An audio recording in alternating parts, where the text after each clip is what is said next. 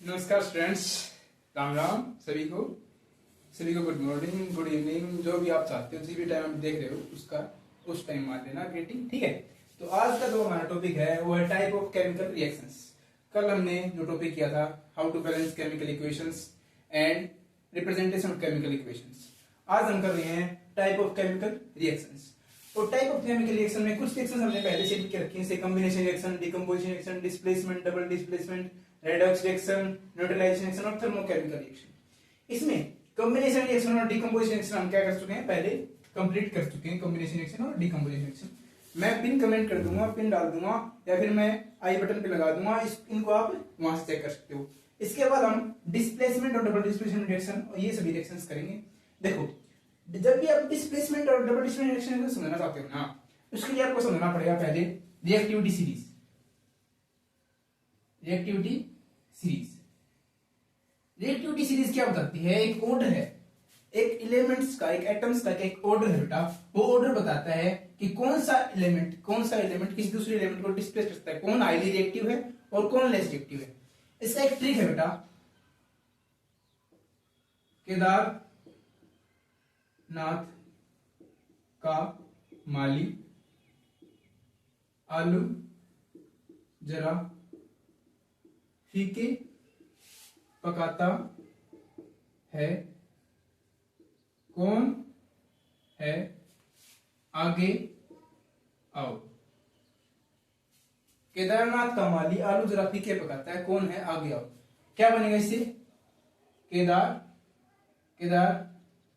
कैसे केदारनाथ का माली आलू जरा ZN फीके पकाता है, कौन है आगे आओ। लास्ट में प्लेटिनम भी होता है, बट इनसे पहले लिथियम भी होता है। लिथियम, इस केदार को आप क्या लिख लो, एक साथ में लिख लो, केदार। तो केदारनाथ का माली आलू जरा फीके पकाता है, कौन है आगे आओ। तो इसमें जो पहले जो है ना, पहले वाले एलिमेंट है वो हाईली रिएक्टिव है, उसमें लास्ट वाले लीस्ट रिएक्टिव। और यहां पर जो हाइड्रोजन है वो मीडियम में आता है। ठीक है, इसी ऊपर वाले हाईली रिएक्टिव, लीस्ट रिएक्टिव। ठीक है, अब देखो क्या पता चलेगा, ये जिंक इनसे नीचे वाले सभी को डिस्प्लेस करता है, इनसे नीचे वाले सभी को अपनी जगह से हटा सकता है। लेकिन जिंक से नीचे वाला जैसे आयरन है, कभी भी जिंक को उसकी जगह से नहीं हटा सकता। इस रिएक्टिविटी रिएक्शन हम ये समझते हैं।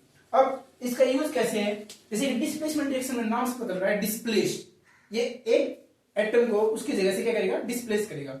The reaction in which least reactive particles या least reactive elements displaced by the highly reactive element। यदि highly reactive element जब डिस्प्लेस कर देते हैं लेस रिएक्टिव एलिमेंट को, उस रिएक्शन को बोलते हैं डिस्प्लेसमेंट रिएक्शन। जैसे जब रिएक्शन करता है जिंक पैरस सल्फेट के साथ, FeSO4 के साथ में, तो बनाता है बेटा ZnSO4 plus Fe। ZnSO4 plus Fe। तो इसने क्या किया बेटा, आयरन को जिंक ने इसकी जगह क्या किया, डिस्प्लेस कर दिया और इसकी जगह अपने खुद ले ली। इसको अब ये बोल सकते हो, जब कोई ज्यादा ताकतवर होता है, जब कोई हाईली ताकतवर होता है, जब कोई हाईली मस्कुलर होता है, ठीक है, तो क्या करता है, एक लीस्ट रिएक्टिव को, एक कम ताकतवर को उसकी जगह से हटा देता है। प्रकृति का यही नियम है, नेचर का यही नियम है, और आजकल के संसार का, कलयुग का यही नियम है। जो ताकतवर होता है वो अपने से कम वाले को दबाता है। तो यही डिस्प्लेसमेंट रिएक्शन लगती है कि जो ताकतवर होगा ना, वो अपने से कमजोर वाले को दबा देगा, उसको अपनी जगह से हटा देगा, उसकी जगह पे कब्जा कर लेगा। ताकतवर किसी की जमीन पे कब्जा कर लेता है। लेकिन आजकल तो रूल्स हैं, रेगुलेशन है, लेकिन पहले जमाने में ऐसा होता था, जो ताकतवर था वो किसी की जमीन पे कब्जा कर लेता था, वहां पर रहने लगता था। लेकिन आज तो रूल है, संविधान है, जो हमें छूट देता है बहुत सारी, जिससे हमें बचे हुए इन सबसे। ठीक है, उसके बाद नेक्स्ट रिएक्शन आती है, उसको बोलते हैं डबल डिस्प्लेसमेंट रिएक्शन। क्या बोलते हैं, इसको नोट कर लेना। ठीक है, उसको बोलते हैं डबल डिस्प्लेसमेंट रिएक्शन।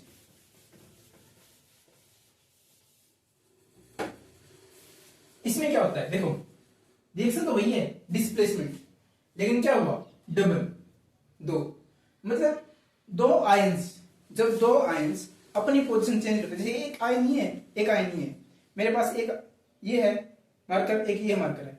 अगर इन दोनों ने अपनी पोजीशन चेंज कर दी तो ये क्या हुआ, डबल। दोनों ने पोजीशन चेंज की ना, अगर एक पोजीशन चेंज करे तो सिर्फ डिस्प्लेसमेंट रिएक्शन, अगर दोनों पोजीशन चेंज कर ले तो डबल डिस्प्लेसमेंट रिएक्शन। तो क्या इसका एग्जांपल क्या हो जाएगा, जैसे हमारे पास एक एग्जांपल लेते हैं हम। हाँ ये देखो, जैसे BaCl2 बेरियम क्लोराइड जब रिएक्शन करता है ZnSO4 के साथ, जिंक सल्फेट के साथ रिएक्शन करता है, तो क्या बनाता है ZnCl2 plus BaSO4, ZnCl2 plus BaSO4। तो क्या हुआ बेटा, यहां पर जिंक ने अपनी पोजीशन चेंज की बेरियम के साथ में, और बेरियम चला गया जिंक की जगह पे, तो क्या हुआ, दो आयन से क्या हुआ, डिस्प्लेसमेंट हुआ, दो आयन अपनी जगह चेंज की दोनों आयन ने, तो क्या इस रिएक्शन को हम क्या बोलेंगे, डबल डिस्प्लेसमेंट रिएक्शन। क्या बोलेंगे इसको, डबल डिस्प्लेसमेंट रिएक्शन। इसको हम क्या बोलेंगे, डबल डिस्प्लेसमेंट रिएक्शन। ठीक है, यहां तक कोई डाउट, अगर कोई डाउट हो तो आप कमेंट सेक्शन में बता सकते हैं। ठीक है, अब नेक्स्ट सेक्शन की हम बात करते हैं बेटा, redox reaction. Redox, next section की बात करते हैं हम, रेडॉक्स रिएक्शन। रेडॉक्स रिएक्शन की जब हम बात करते हैं तो रेडॉक्स का मीनिंग क्या है, पहले तो ये समझो रेडॉक्स का मीनिंग ही क्या है। रेडॉक्स को हम दो पार्ट्स में डिवाइड करते हैं, RED प्लस ऑक्स। अब RED और ऑक्स क्या है, RED है बेटा रिडक्शन, और ऑक्स क्या है, ऑक्सीडेशन। जब रिडक्शन और ऑक्सीडेशन दोनों रिएक्शन साथ में होती हैं, जब किसी भी केमिकल रिएक्शन में रिडक्शन भी हो और ऑक्सीडेशन भी हो, उस रिएक्शन को बोलेंगे बेटा रेडॉक्स रिएक्शन। जब किसी भी रिएक्शन में दोनों रिएक्शन साथ में होती हैं, रिडक्शन और ऑक्सीडेशन, उसको बोलते हैं बेटा रेडॉक्स रिएक्शन। क्या बोलेंगे उसको, रेडॉक्स रिएक्शन। जैसे एक रिएक्शन बेटा Na plus O2, Na plus O2, तो क्या हो गया, Na2O, Na2O बनेगा। वैलेंसी सोडियम कितनी होती है, एक वैलेंसी होती है, ऑक्सीजन कितनी होती है, दो, तो क्या बन जाएगा Na2O। ठीक है, अब इसमें क्या हुआ, सोडियम का और ऑक्सीजन का, इसमें से एक का तो होगा बेटा ऑक्सीडेशन और एक का होगा रिडक्शन। ऑक्सीडेशन कैसे हुआ, सोडियम का हुआ बेटा ऑक्सीडेशन, क्या हुआ इसका, ऑक्सीडेशन, और ऑक्सीजन का हुआ रिडक्शन। अब कैसे पता कैसे चलेगा, तो इसीलिए हम समझते हैं पहले हम समझते हैं रिडक्शन और ऑक्सीडेशन क्या होता है। ठीक है, देखो रिडक्शन क्या होता है, या तो हम इसको बोल सकते हैं addition of hydrogen, addition of hydrogen, या तो हम एडिशन ऑफ हाइड्रोजन बोल सकते हैं इसको, या फिर हम बोल सकते हैं removal of oxygen,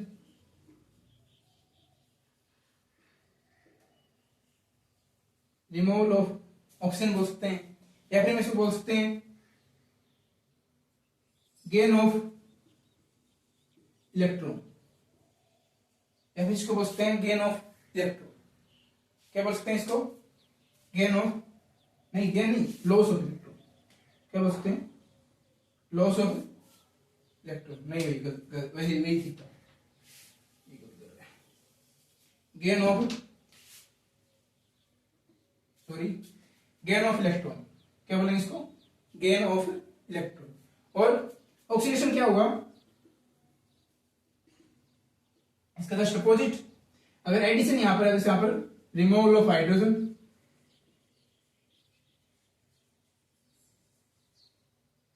addition of oxygen, और लॉस ऑफ इलेक्ट्रॉन। देखो लॉस ऑफ इलेक्ट्रॉन।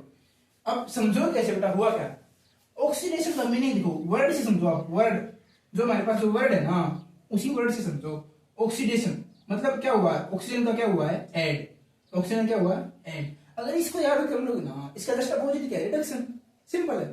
ठीक है, अब यहां देखो, यहां पर क्या हुआ, सोडियम हमारे पास क्या था बेटा, जीरो ऑक्सीडेशन स्टेट में, कुछ कंबाइन नहीं है।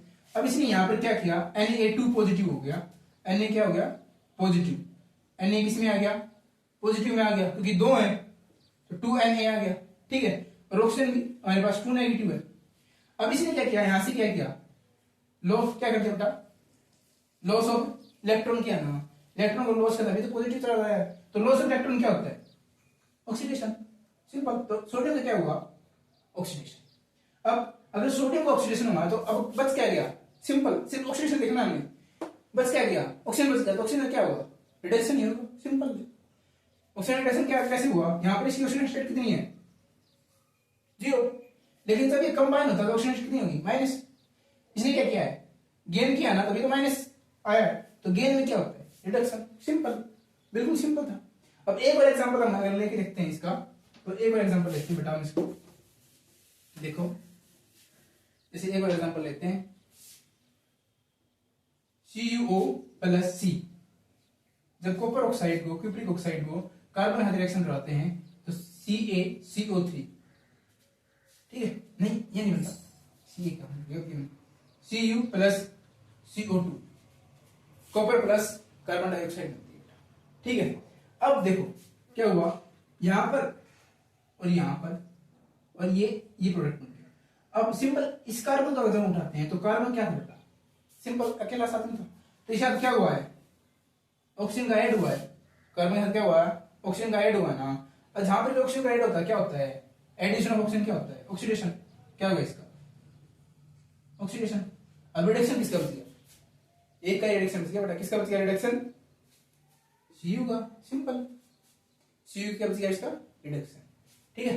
अब इसका क्या हो गया हमारे पास, रिडक्शन, इसका हो गया हमारे पास रिडक्शन, ठीक है, समझ गए यहां तक, ओके वेरी गुड। अब देखो अगर हम रिडक्शन ऑक्सीडेशन कर रहे हैं ना, अगर हम रिडक्शन और ऑक्सीडेशन कर रहे हैं तो हमें एक कंसेप्ट पता होना चाहिए, क्या पता होना चाहिए, रिड्यूसिंग एजेंट और ऑक्सीडाइजिंग एजेंट, ठीक है। इतना मुश्किल बना देते हैं इस टॉपिक को, पजल होते हैं, इसकी डेफिनेशन याद करते हैं, वो करते हैं, बिल्कुल आसान है।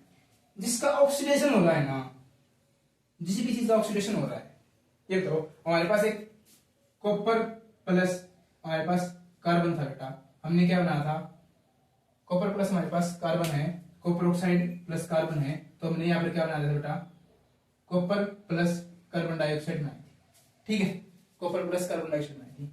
देखो इसका क्या हुआ था, रिडक्शन, इसका हुआ था हमारे पास ऑक्सीडेशन। अगर इसका ऑक्सीडेशन हुआ है तो किसी ने तो ऑक्सीडेशन, इसको ऑक्सीजन दी होगी ना, तो किसी ने ऑक्सीजन दी है, कॉपर ने, तो ये क्या हो गया बेटा, ऑक्सीडाइजिंग एजेंट, ये क्या हो गया, ऑक्सीडाइजिंग एजेंट, इसने ऑक्सीडेशन करवाई है ना इसकी, तो इसकी क्या हो गया, ऑक्सीडाइजिंग एजेंट। तो ये पहले क्या था, रिडक्शन, इसका क्या हो रहा था, रिडक्शन। तो सिंपल बेटा, जिसका रिडक्शन होगा, जिसका रिडक्शन होगा वो क्या होगा, ऑक्सीडाइजिंग एजेंट होगा, और जो जिसका ऑक्सीडेशन होगा वो क्या होगा, रिड्यूसिंग एजेंट होगा, सिंपल। इससे भी सिंपल क्या ही होगा, जिसका ऑक्सीडेशन हो रहा है वो क्या है, रिड्यूसिंग एजेंट है, जिसका रिडक्शन हो रहा है वो क्या है, ऑक्सीडाइजिंग एजेंट है, सिंपल, ठीक है। नेक्स्ट हम चलते हैं बेटा नेक्स्ट सेक्शन पे, न्यूट्रलाइजेशन रिएक्शन। नेक्स्ट सेक्शन है न्यूट्रलाइजेशन रिएक्शन। अगर यहां तक कोई डाउट है तो बेटा आप हमारे कमेंट सेक्शन में पूछ सकते हैं, कोई भी डाउट, ठीक है। नेक्स्ट रिएक्शन पे चलते हैं बेटा, न्यूट्रलाइजेशन रिएक्शन। कौन सी रिएक्शन है, न्यूट्रलाइजेशन रिएक्शन। देखो न्यूट्रलाइजेशन नाम से बेटा, न्यूट्रल बनाना है, हमारे पास एक एसिड है और हमारे पास एक क्या है, बेस। जब इन दोनों से हम रिएक्शन करवाते हैं तो हमारे पास क्या बनता है, साल्ट प्लस वाटर। इसी रिएक्शन को बोलते हैं बेटा न्यूट्रलाइजेशन रिएक्शन। ये 7th क्लास में आती है और 10th क्लास में, दोनों क्लासेस का सिलेबस है, ठीक है। जब हमारे पास हाइड्रोक्लोरिक एसिड कोई एक स्ट्रॉन्ग एसिड है और कोई strong base NaOH sodium hydroxide है, जब बनता है तो बेटा NaCl साल्ट बनता है और वाटर H2O वाटर बनता है। तो इसी रिएक्शन को बोलते हैं बेटा न्यूट्रलाइजेशन रिएक्शन। जिस रिएक्शन में एसिड रिएक्ट विद बेस या फिर बेस रिएक्ट विद एसिड होता है बेटा, उस रिएक्शन को बोलते हैं न्यूट्रलाइजेशन रिएक्शन। उसके बाद है बेटा थर्मोकेमिकल इक्वेशन रिएक्शन या फिर इक्वेशन। बट ये 2 टाइप्स की होती हैं, ठीक है। एक होती है बेटा एक्सोथर्मिक, एक होती है बेटा एंडोथर्मिक।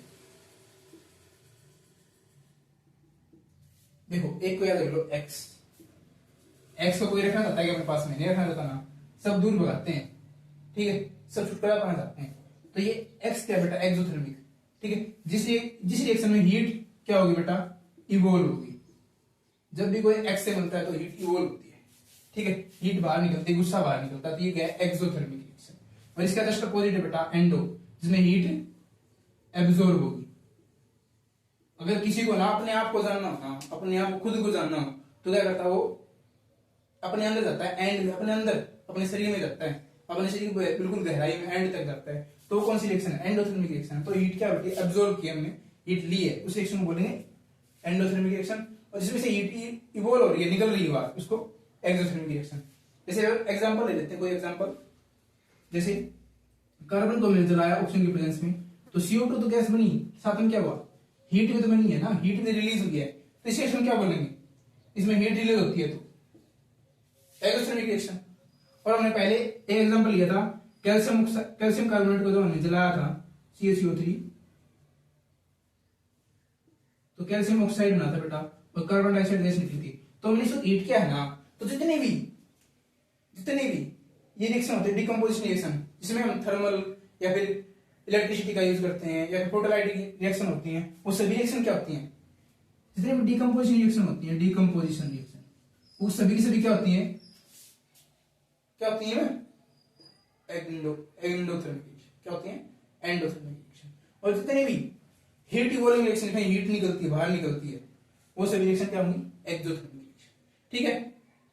आगे समझ में, यहाँ तो कोई डाउट हो तो आप मुझसे पूछ सकते हैं भाई, ठीक है। कमेंट सेक्शन आपके लिए खुला है, आप पूछ सकते हैं, आपके हर एक कमेंट का जवाब मिलेगा आपको, ठीक है। और ये चैप्टर फिनिश पे ही बेटा, कोई चैप्टर में कुछ बचा ही नहीं है, अगर कुछ बचा होगा तो हम कल देखेंगे इसमें, ठीक है। अगर यहाँ तक कोई डाउट हो तो आप हमसे पूछ सकते हैं। अच्छा, इसमें बेटा एक टॉपिक बचता है इस चैप्टर में, कोरोजन वाला जो टॉपिक है वो हम कल डिस्कस करेंगे, ठीक है। आज के लिए इतना ही। अगर कोई डाउट है तो हम हमसे पूछ सकते हैं कमेंट सेक्शन में, और हमारे चैनल को सपोर्ट कीजिए, लाइक कीजिए, शेयर कीजिए और सब्सक्राइब कीजिए, और मैक्सिमम जितने बच्चों को आप जोड़ सकते हैं उतने बच्चों को जोड़िए। यहाँ पर कोई पैसे नहीं लग रहे हैं, बिल्कुल फ्री में आपको पढ़ाई जाएगी, ठीक है।